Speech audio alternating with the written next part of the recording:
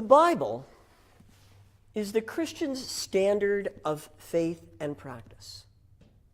The Holy Bible also reveals the basic principles of a healthy society,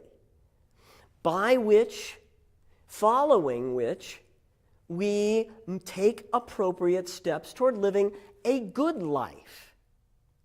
In this video, I would like to summarize the key biblical principles regarding Denver's Initiative 300, addressing homelessness. Let's begin by looking at a passage in Deuteronomy. Deuteronomy 24. When you make your neighbor a loan of any kind, if the person is poor, you shall not sleep in the garment given you as the pledge. You shall give the pledge back by sunset, so that your neighbor may sleep in the cloak and bless you, and it will be to your credit before the Lord your God. You shall not withhold the wages of poor and needy laborers, whether other Israelites or aliens who reside in your land and in one of your towns. You shall pay them their wages daily before sunset, because they are poor, and their livelihood depends on them. Otherwise, they might cry to the Lord against you, and you would incur guilt. Now, what is going on here? We find someone making a loan, but commanded not to keep the collateral offered for security of this loan. Why?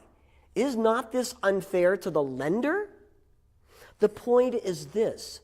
It is one thing to lend some luxury item and use that as collateral. It is clearly another matter to give up the very means of survival, a cloak which was used as a blanket, or your wages for the day.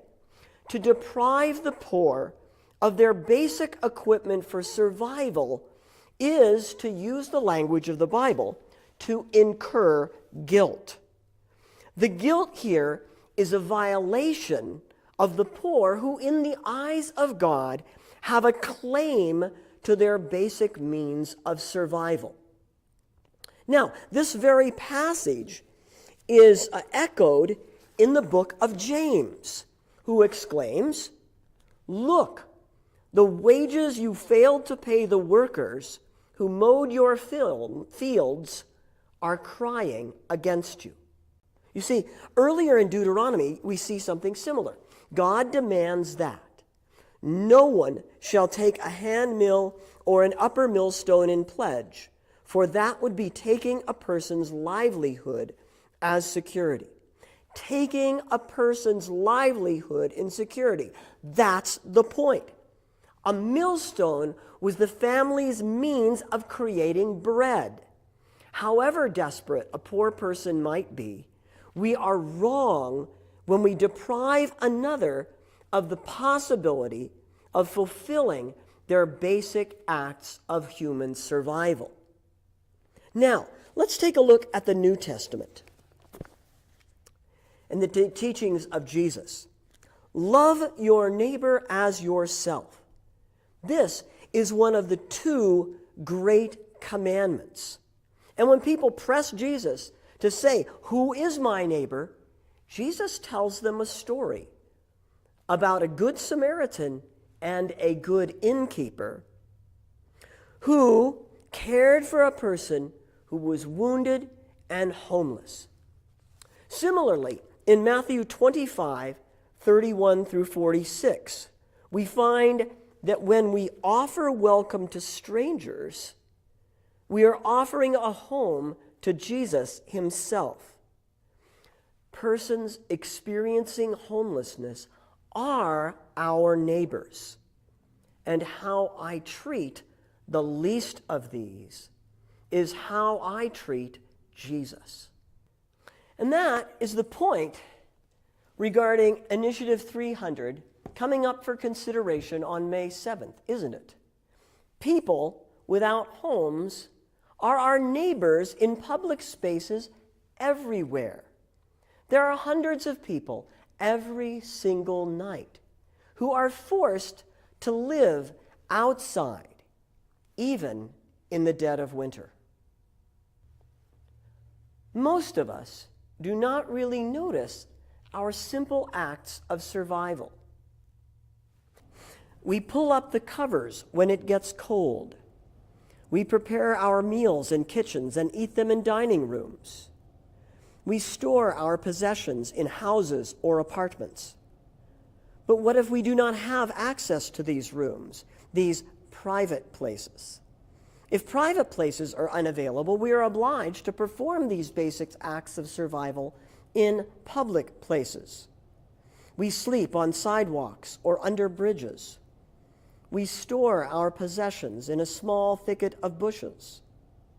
We rest on a public bench or in a vehicle. We gratefully receive food given to us wherever it may be offered.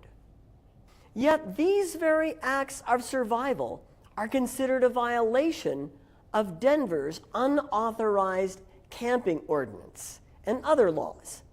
While people are infrequently arrested for violating Denver's camping ban, these kinds of laws are used as reasons to disband charitable sharing of food, to confiscate survival equipment, and to force people into unsafe and insecure environments. Initiative 300 works to decriminalize personal survival in public spaces and give homeless persons an opportunity to live a reasonable life. Based on the biblical principles that I have just reviewed, it seems to me clear that we Christians have a responsibility before God to support people without homes in their need to perform basic acts of survival. God created human beings in His own image. Human beings are the peak of God's creative work. And as such, all human beings are worthy of treatment with dignity. To make it a crime for a neighbor experiencing homelessness to cover themselves in the cold, for someone to seek shelter in their vehicle, or to sit down or lie in a public space when they have no reasonable access to private spaces, or to have their belongings thrown away as encumbrances, is itself a crime against the heart of God. And this is why I am urging all Christians in Denver to vote yes on Initiative 300, the Right to Survive initiative, in the Denver municipal election, May 7th.